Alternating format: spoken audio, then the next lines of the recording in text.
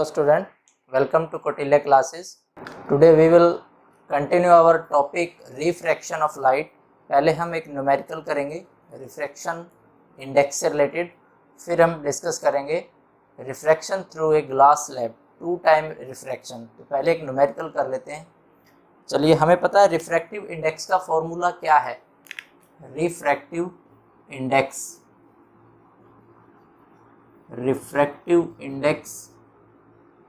ये हम फॉर्मूला पहले डिस्कस कर चुके हैं।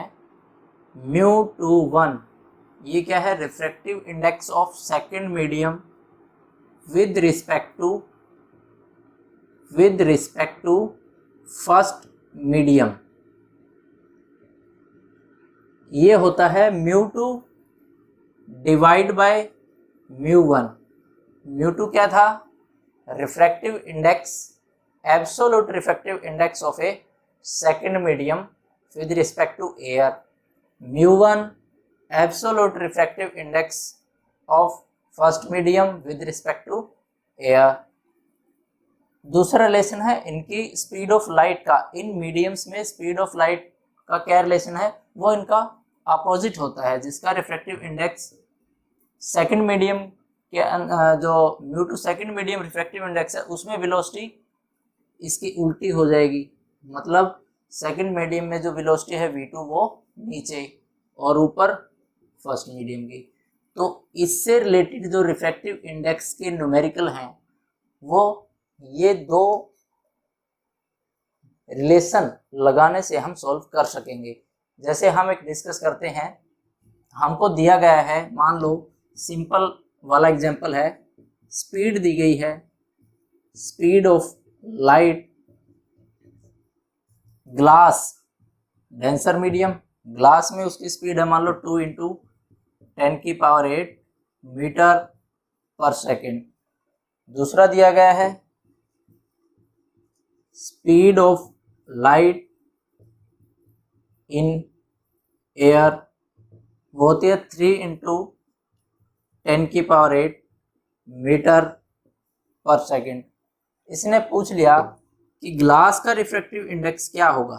ग्लास का रिफ्रैक्टिव इंडेक्स μg निकालना है हमें फॉर्मूला पता है क्या है, μg with respect to air. क्या फार्मूला है? ऊपर ग्लास का, नीचे एयर का। अब हमको ग्लास का तो निकालना है। दूसरा रिलेशन जो दिया गया है, ये चीज़ें दी गई थी ना, गिवन में क्या क्या है? स्पीड दी गई है, तो वेलोसिटी उल्टी हो जाएंगी। ऊपर आएगी velocity of light in air va, नीचे है velocity of light in medium glass. हमें पता है रिफ्रैक्टिव इंडेक्स ऑफ एयर कितना होता है? 1। तो μa की जगह हम 1 पुट करेंगे। चलिए, μg divide by 1 is equal to, air में कितनी स्पीड है? 3 × 10⁸। ग्लास में कितनी स्पीड है? 2 × 10⁸। 10⁸ ऊपर नीचे कैंसल, 3 को डिवाइड करें 2 से 1.5। तो हमें न्यूमेरिकली ये पता चला कि refractive index of glass with respect to air कितना है? 1.5। अब अगर बात करें इसकी यूनिट क्या है, unit of refractive index,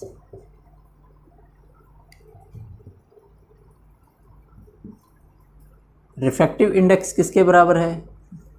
v1/v2। अब दोनों ही क्या है? ये मीटर पर सेकेंड। कोई यूनिट है तो ये यूनिट लेस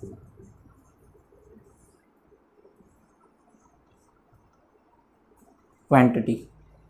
ओके, तो ये है रिफ्रैक्टिव इंडेक्स का, हमने एक न्यूमेरिकल है जो किया है इस फार्मूले बेस। अब हम पढ़ेंगे refraction through a glass slab. इसमें दो बातें पढ़ेंगे। 2 टाइम रिफ्लेक्शन होता है ग्लास में से जब कोई मोनोक्रोमेटिक रे हम पास करेंगे।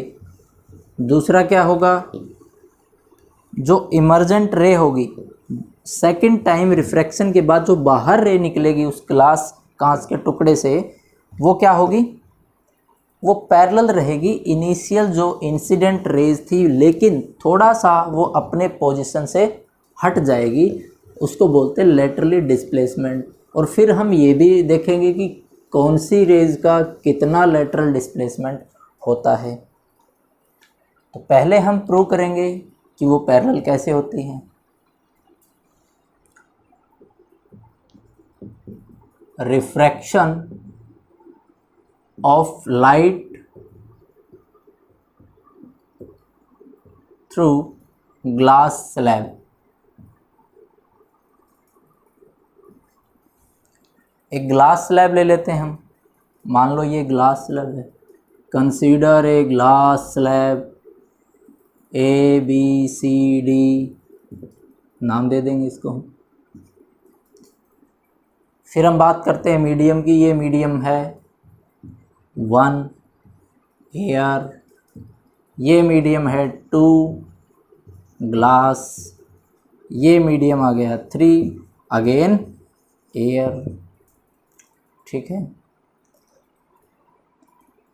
Consider a monochromatic light. अब हमने मोनोक्रोमेटिक लाइट ही क्यों ली, क्योंकि देखो मोनो का मतलब होता है single, chromatic colour, single colour की हमने पढ़ा है 7 कलर पढ़े हुए हैं, विबग्योर बोलते हैं।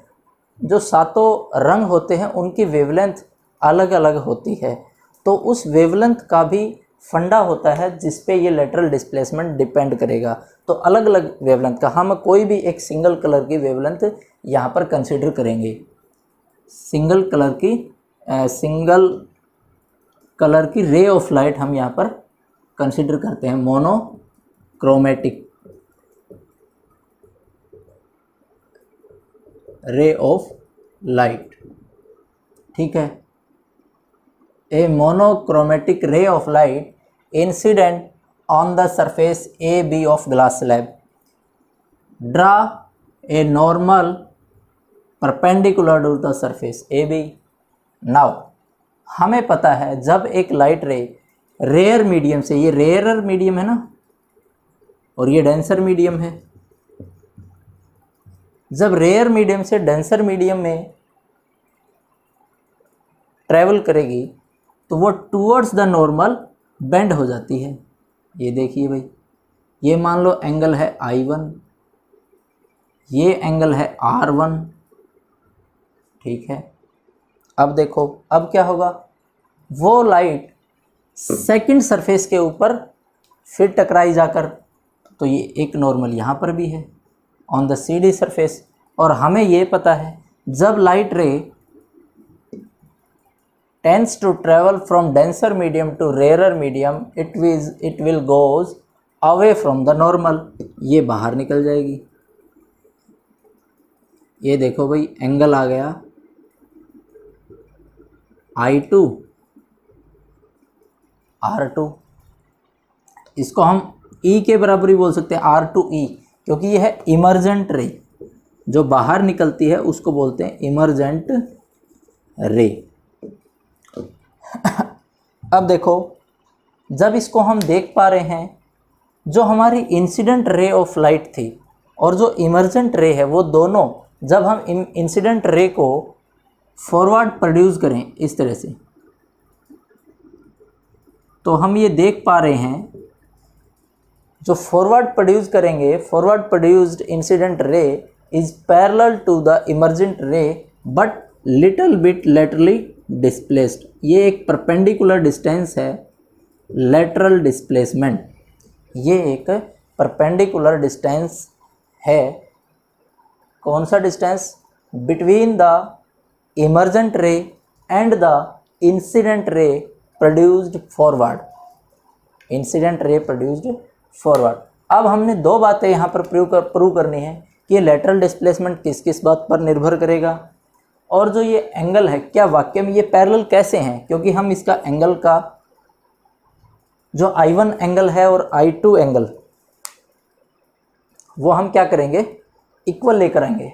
R2 एंगल और I1 एंगल को हमने इक्वल प्रूव कर देंगे, तो ये प्रूव हो जाएगा कि ये दोनों रेज पैरेलल हैं, emergent ray and the incident ray produced forward.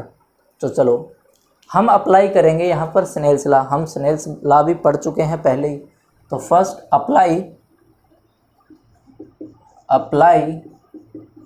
Snell's law पहले एट सरफेस ए बी के ऊपर अगर हम अप्लाई करें स्नेल्स लॉ को तो क्या निकल कर आएगा, sine of angle incident divide by sine of angle refraction, और ये है पहले सरफेस पे तो I1R1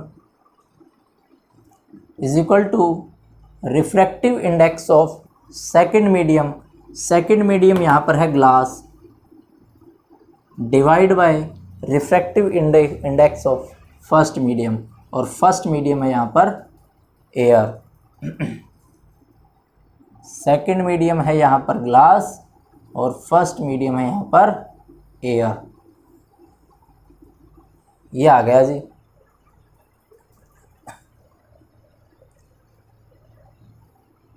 अब देखो रिफ्रैक्टिव इंडेक्स ऑफ एयर कितना होता है जी, 1 पुट करेंगे, यहाँ से एक रिलेशन निकल के आएगा mu g sine I1 is equal to mu g sine, तो ये रिलेशन आ गया sine I1 is equal to mu g sine R1। अब हम अप्लाई करेंगे स्नेल्स लॉ एट सरफेस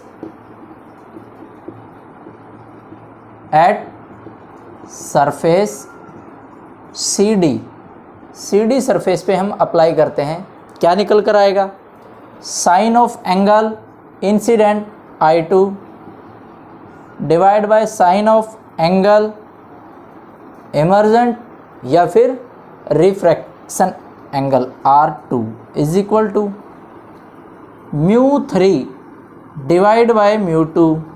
अब ये μ3 डिवाइड बाय μ2 क्या है, यहाँ कर लेते हैं हम, μ3 डिवाइड बाय μ2, थर्ड मीडियम हमारा फिर से एयर है, μA डिवाइड बाय μg। तो ये हम पुट करेंगे इसके अंदर, क्या निकल कर आया, third medium refractive index of air, मतलब सेकंड वन से पहले वाला। अब यहाँ पर सेकंड मीडियम कौन है, जो एयर है थर्ड मीडियम, और फर्स्ट मीडियम जो बीच वाला है second medium glass, divide μA हमें पता है 1, क्रॉस मल्टीप्लाई करेंगे μg sign I2 μA sign R2, μA 1 है तो इसको हम लिख सकते हैं 1। अब देखिए ये दोनों surface AB and CD as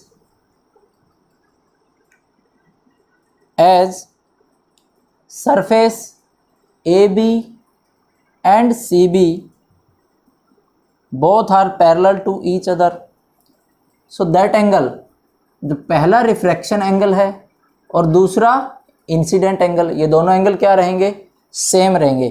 the I2 will be equal to angle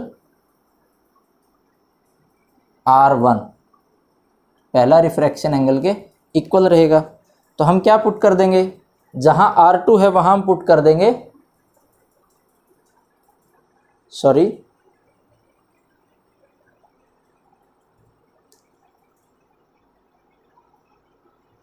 this one,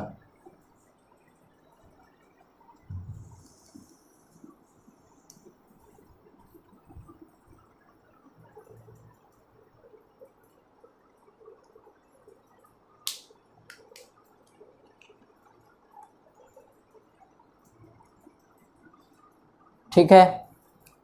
अब हमारे पास है, ये देखियो एज अगर हम एक स्लैब के अंदर देखें, जो सरफेस है AB ये पैरेलल है CD सरफेस के, तो जो angle of first refraction angle है, एंगल ऑफ रिफ्रैक्शन R1 ये किसके इक्वल है, I2 के। तो हम पुट कर देंगे इस इक्वेशन में, जो अपनी सेकंड इक्वेशन आई है, पहली हमारी ये थी सेकंड इक्वेशन में पुट करेंगे, पुट इन सेकंड इक्वेशन। और किसकी वैल्यू पुट करेंगे, हमारे पास ये I2 है, I2 की जगह पुट करेंगे R1 को।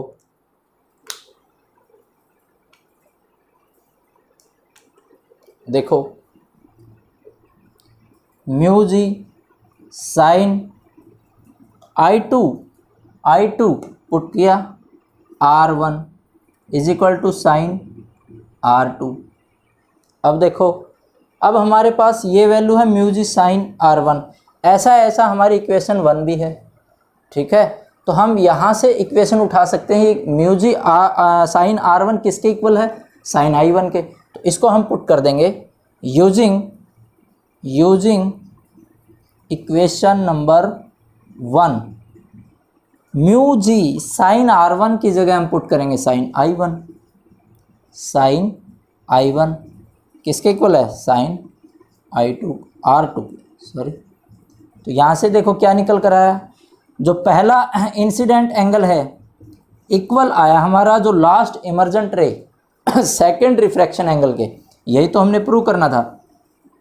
जो हमारा इंसिडेंट एंगल है, first incident angle last refraction angle के इक्वल है। और इससे ये प्रूव हो रहा है कि जो इंसिडेंट रे स्टार्टिंग में थी और जो इमर्जेंट रे है वो दोनों एक दूसरे के पैरेलल है। क्यों, क्योंकि जो नॉर्मल के साथ एंगल है दोनों क्या बना रहे हैं, सेम एंगल बना रहे हैं। तो दोनों रेज पैरेलल हैं। ये तो इससे प्रूव हो गया न्यूमेरिकली।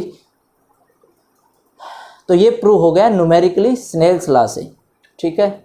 अब हम डिस्कस करेंगे ये जो डिस्प्लेसमेंट हुआ है, जो इमर्जेंट रे है और हमारी जो इंसिडेंट रे उसको हम फॉरवर्ड प्रोड्यूस करते हैं, तो वो जो इनके बीच में गैप आया लास्ट में पैरेलल तो हो रही हैं, लेकिन इसके ऊपर क्यों नहीं आई, क्योंकि इसका मतलब कुछ ना कुछ यहाँ पर बेंडिंग हो रही है। ये पूरा फंडा तो है बेंडिंग का, क्योंकि रिफ्रैक्शन में बेंडिंग हो रही है और बेंडिंग की वजह से ये अपने रास्ते से भटक रही है, ये डिस्प्लेस हो रही है कुछ न कुछ। वो कितना डिस्प्लेस हुई है और उस डिस्टेंस को क्या नाम दिया गया, उस डिस्टेंस को नाम दिया गया लेटरल डिस्प्लेसमेंट। तो हम लेटरल डिस्प्लेसमेंट के बारे में कुछ बातें पढ़ेंगे।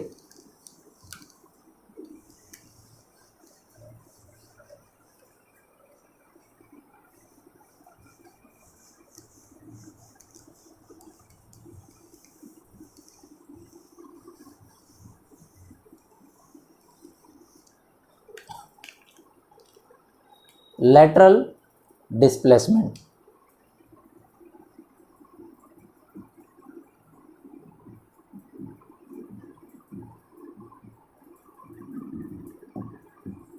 ये लेटरल डिस्प्लेसमेंट है क्या, हमें पता है।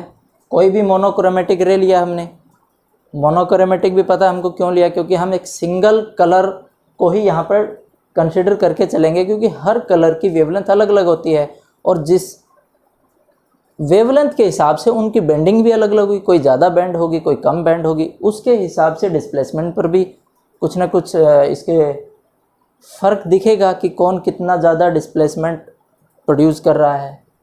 तो पहले हम जनरल ले लिया कोई भी मोनोक्रोमेटिक लाइट, उसको हमने इंसिडेंट करवा दिया एक हमारा ग्लास स्लैब के ऊपर, 2 टाइम रिफ्रैक्शन किया। लास्ट में हमने ये भी प्रूव कर लिया कि जब बाहर निकलेगी इंसिडेंट रे फॉरवर्ड प्रोड्यूस के ये पैरेलल रहेगी और उनके बीच में कुछ डिस्टेंस आएगा, उस डिस्टेंस को नाम दिया गया है लेटरल डिस्प्लेसमेंट। उस लेटरल डिस्प्लेसमेंट को अगर डिफाइन करें तो कैसे करेंगे, what is lateral displacement, it is a perpendicular distance, it is a the perpendicular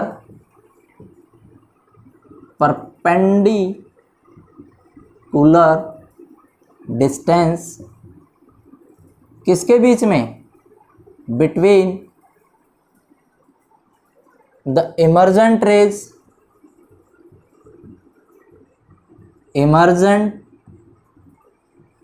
ray and the incident ray। Incident ray कौन से इंसिडेंट रे, प्रोड्यूस्ड फॉरवर्ड, जो हमने आगे प्रोड्यूस की है, पहले वाली नहीं।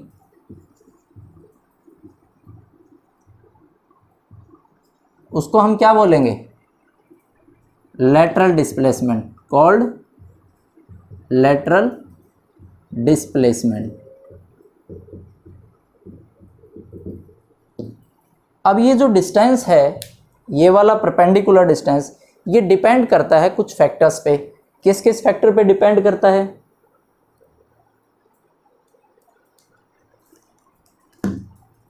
वो कौन कौन से फैक्टर्स हैं जिस पे लेटरल डिस्प्लेसमेंट डिपेंड करेगा? पहला है रिफ्रैक्टिव इंडेक्स।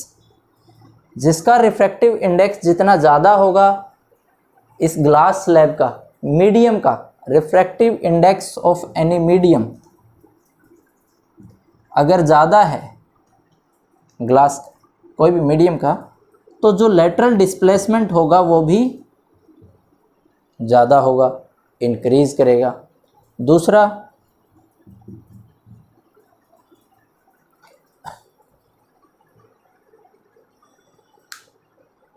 अगर एंगल ऑफ इंसिडेंट जितना ज़्यादा होगा, इनिशियली जिस एंगल पर हम इंसिडेंट करवाएंगे किसी भी लाइट रे को, उस पे ये डिस्प्लेसमेंट डिपेंड करेगी। वो जितना ज़्यादा होगा, एंगल ऑफ इंसिडेंट जितना ज़्यादा होगा, उतना ही लेटरल डिस्प्लेसमेंट ज़्यादा होगा। तीसरी क्या बात है? जो ग्लास स्लैब ली है हमने, उसकी थिकनेस कितनी है, वो पतली है या मोटी है, परत उस ग्लास स्लैब की, मतलब ग्लास स्लैब मोटी है पतली, उस पर डिपेंड करेगा लेटरल डिस्प्लेसमेंट। तो जिसकी जितनी थिकनेस होगी उतनी ज़्यादा डिस्प्लेसमेंट होगी इमर्जेंट रे की। तो third factor, thickness of slab जो ज़्यादा होगी जितनी, लेटरल डिस्प्लेसमेंट भी उतना ही ज़्यादा होगा।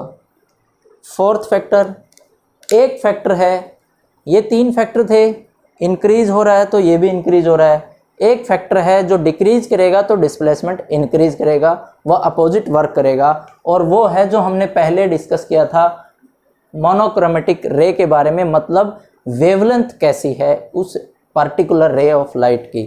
तो जिसकी जितनी वेवलेंथ कम होगी उतनी ही बेंडिंग ज़्यादा होगी, मतलब लेटरल डिस्प्लेसमेंट उतना ही ज़्यादा होगा। तो देखिए, वेवलेंथ जिसकी कम है, लेटरल डिस्प्लेसमेंट उसका ज़्यादा, ये उल्टा हो जाएगा। लेटरल डिस्प्लेसमेंट उसका किसका ज़्यादा होगा? जिसकी वेवलेंथ कम होगी। अब हम बात करते हैं कि सेवन कलर ऑफ लाइट हम जानते हैं, वो कौन कौन से हैं? विबग्योर,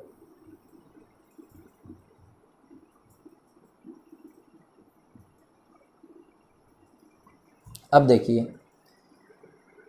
लैम्डा जो है वॉयलेट कलर का सबसे कम होता है, वेवलेंथ जो है वो इस तरह इंक्रीज करेगी नीचे की तरफ, मतलब रेड कलर की सबसे ज़्यादा होगी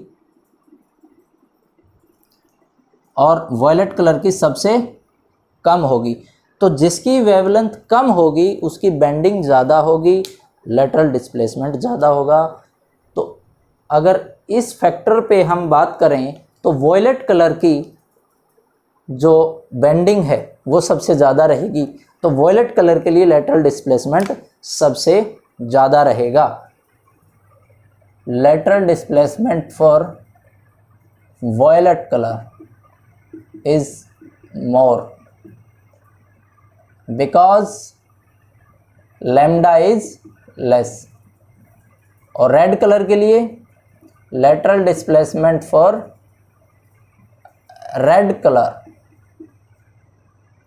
is more because lambda is less, sorry,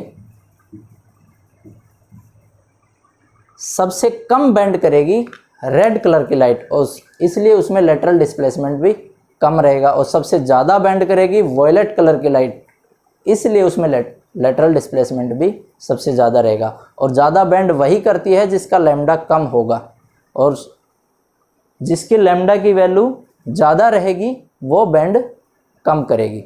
ठीक है, ज़्यादा बेंडिंग उसी की होगी जिसकी लैम्डा कम होगी। तो ये 4 फैक्टर हैं जिसके ऊपर लेटरल डिस्प्लेसमेंट डिपेंड करता है। एक तो आपका रिफ्रैक्टिव इंडेक्स, जितना ज़्यादा उतना लेटरल डिस्प्लेसमेंट ज़्यादा। एंगल ऑफ इंसिडेंट जितना ज़्यादा, डिस्प्लेसमेंट ज़्यादा। थिकनेस स्लैब की जितनी ज़्यादा, लेटरल डिस्प्लेसमेंट उतना ही ज़्यादा। लैम्डा की वैल्यू जितनी कम, लेटरल डिस्प्लेसमेंट उतना ही ज़्यादा। क्यों? क्योंकि लैम्डा की वैल्यू कम होगी तो बेंडिंग ज़्यादा होगी, बेंडिंग ज़्यादा होगी तो लेटरल डिस्प्लेसमेंट ज़्यादा रहेगा। तो ठीक है, आज हमने इस लेक्चर में एक तो न्यूमेरिकल किया है, दूसरा हमने रिफ्रैक्शन थ्रू एक ग्लास स्लैब हमने पढ़ लिया। हमने ये भी प्रूव किया है कि एंगल ऑफ इंसिडेंट और इमर्जेंट एंगल दोनों इक्वल होते हैं। उसी से पता चला कि ये दोनों रे क्या हैं, पैरेलल हैं, जो इमर्जेंट हुई है और जो इंसिडेंट रे है। हाँ, थोड़ा सा डिस्प्लेस जरूर हुई है वो अपने पाथ से, बेंडिंग हुई है, और वो बेंडिंग ऑब्वियस सी बात है रिफ्रैक्शन की वजह से आ रही है। चलिए नेक्स्ट लेक्चर में हम पढ़ेंगे रिफ्रैक्शन थ्रू स्फेरिकल लेंस में हम रिफ्रैक्शन पढ़ेंगे। तब तक के लिए बाय, थैंक यू।